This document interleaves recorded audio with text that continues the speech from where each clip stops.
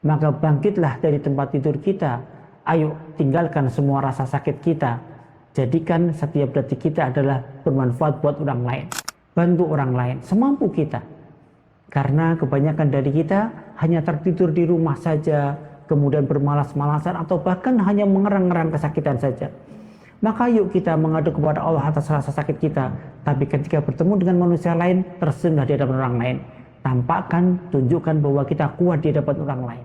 Assalamualaikum warahmatullahi wabarakatuh.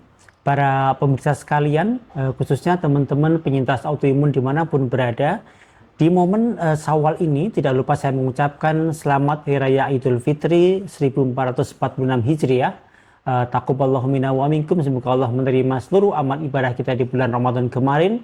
Minal aidin wal faidin. Semoga kita termasuk golongan orang yang kembali kepada kemenangan. Dan setelah kita berpuasa selama 30 hari kemarin dengan sholat lail kita, dengan bacaan tilawah Quran kita, ya, kemudian dengan bagaimana puasa Ramadan kita, menahan hawa nafsu kita dan lain sebagainya, maka tentu setelah Syawal ini kita akan memetik hasilnya berupa ketakwaan kepada Allah Subhanahu wa taala. Semakin meningkat ketakwaan kita kepada Allah Subhanahu wa taala, maka ketika Syawal datang, maka tentu kita harus menjadi orang yang berubah. Dari dulu yang mungkin kurang baik menjadi baik, yang dulu sudah baik menjadi lebih baik lagi. Maka Syawal merupakan pembuktian kita. Berhasil tidak ujian kita selama bulan Ramadan kemarin? Apakah selama Ramadan kemarin ibadah kita diterima oleh Allah Subhanahu wa taala atau tidak? Maka akan tercermin ketika Syawal datang, ketika bulan Ramadan sudah berakhir. Maka teman-teman sekalian, tunjukkan bahwa kita meningkat ketakwaan kita. Karena tujuan Ramadan adalah la'alakum tattaqun, supaya menjadi orang-orang yang bertakwa, bukan dengan tujuan-tujuan yang lain. Maka salah satu tanda ketakwaan kita kepada Allah Subhanahu wa taala adalah kita menjadi lebih empati kepada orang lain. Kita menjadi lebih sering membantu orang lain.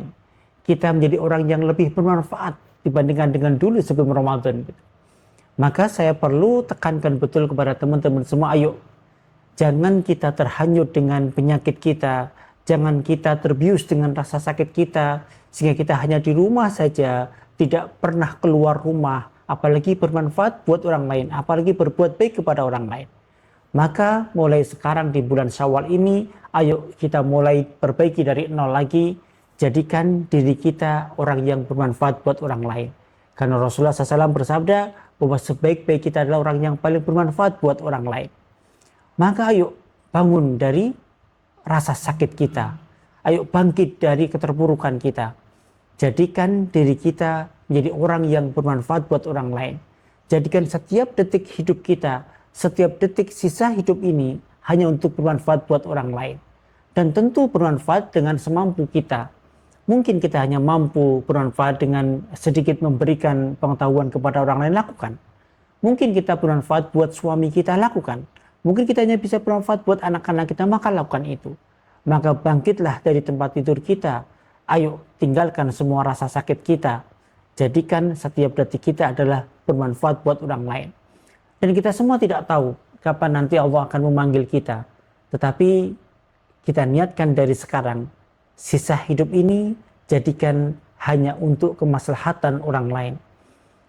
Jadikan diri kita betul-betul kita hibahkan untuk kemaslahatan orang lain. Bantu orang lain semampu kita. Karena kebanyakan dari kita hanya tertidur di rumah saja, kemudian bermalas-malasan atau bahkan hanya mengerang-ngerang kesakitan saja. Maka yuk kita mengadu kepada Allah atas rasa sakit kita. Tapi ketika bertemu dengan manusia lain, tersenyumlah di hadapan orang lain. Tampakkan, tunjukkan bahwa kita kuat di hadapan orang lain.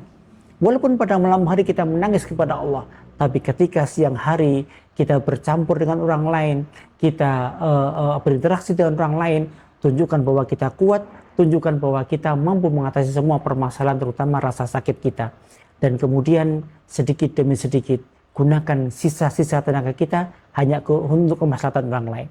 Kita sudah lihat banyak teman-teman yang kemudian bergabung dalam sebuah komunitas. Mereka saling sharing satu dengan yang lain, memberikan masukan-masukan kepada orang lain, memberikan nasihat-nasihat kepada orang lain, yang mungkin sudah cukup baik kondisinya, silahkan memberikan nasihat, memberikan masukan, dorongan, support kepada teman-teman yang memang sedang tidak baik saat ini kondisinya.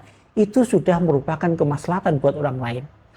Kemudian tunjukkan misalnya Anda pergi ke rumah sakit, teman-teman yang baru pertama-tama datang ke rumah sakit, mereka tidak tahu tempat-tempat di mana tempat mengambil obat, di mana tempat periksa tensi dan lain sebagainya, maka jadilah orang yang penunjuk jalan. Maka semua itu tentu Allah akan berikan ganjaran dengan pahala yang berlipat ganda. Kenapa? Karena sudahlah kita sakit, kita tidak peduli dengan rasa sakit kita, tapi kita lebih peduli kepada orang lain, kita menunjukkan kebaikan kepada orang lain, maka tentu ini akan bernilai pahala yang lebih besar di sisi Allah Subhanahu wa taala. Oleh karena saya mengajak kepada semuanya, terutama teman-teman pintas autoimun dimanapun berada, ayo bangkit dari rasa sakit kita.